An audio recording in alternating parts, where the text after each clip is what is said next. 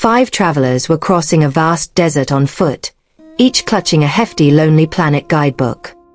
They had been admiring the stark beauty of the red sandstone formations, so much so that they lost their way.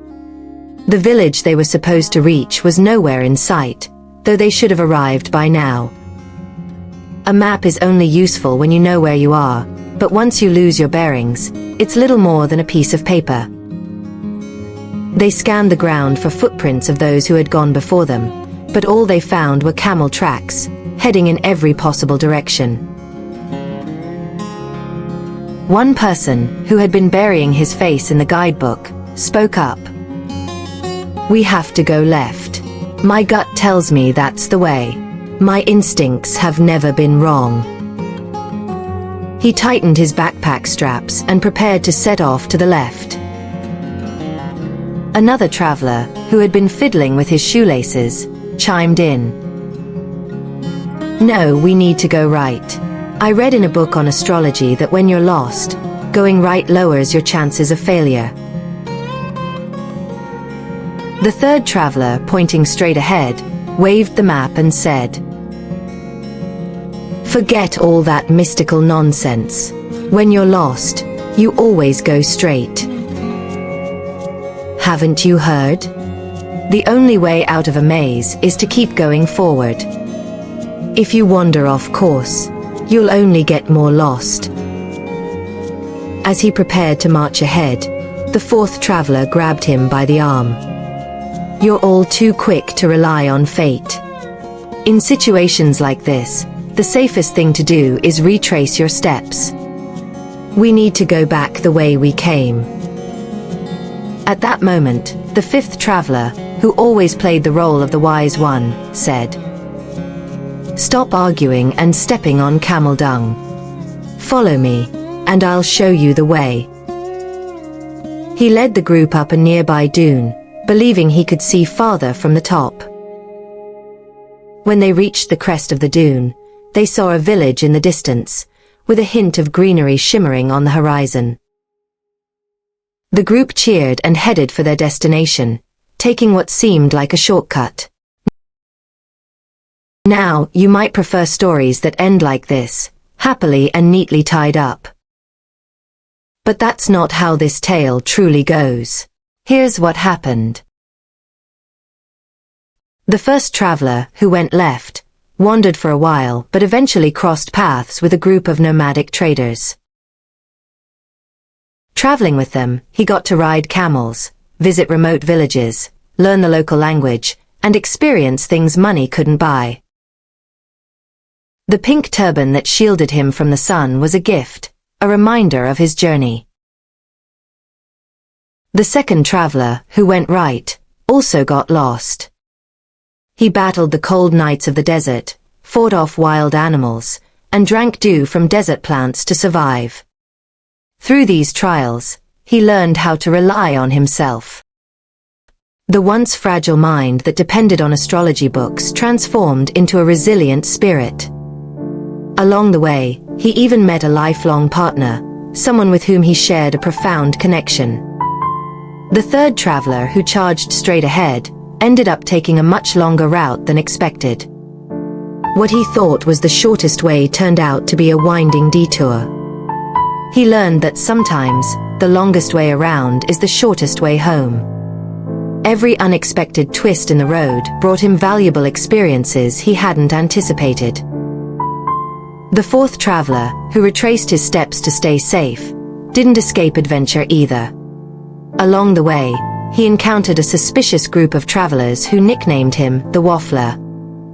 They dragged him along on their perilous journey, forcing him to endure hardships that toughened him.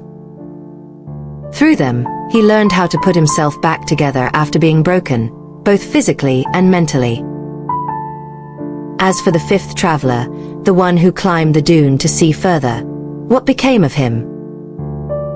The dune he climbed was either too small to see anything useful or it was a mirage. He realized he had to keep climbing. He was tempted to settle and stop pushing himself, but he kept going, and even now, he continues to climb. And with each step, he's learning that no journey is the wrong journey. Every traveler is simply living out their own life, following their path.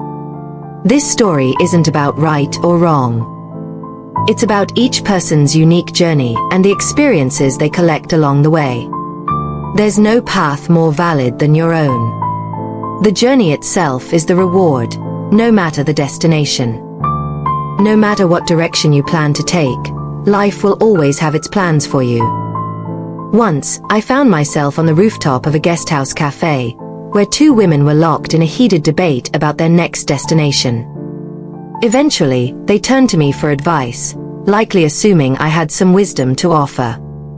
I had been to both places they were considering, but I could only give them a neutral opinion. The next morning, one of the women had packed her bag and left, while the other stayed behind. The woman who stayed kept asking me for advice. I suggested she follow her heart, but she hesitated, saying she didn't want to waste such a rare opportunity.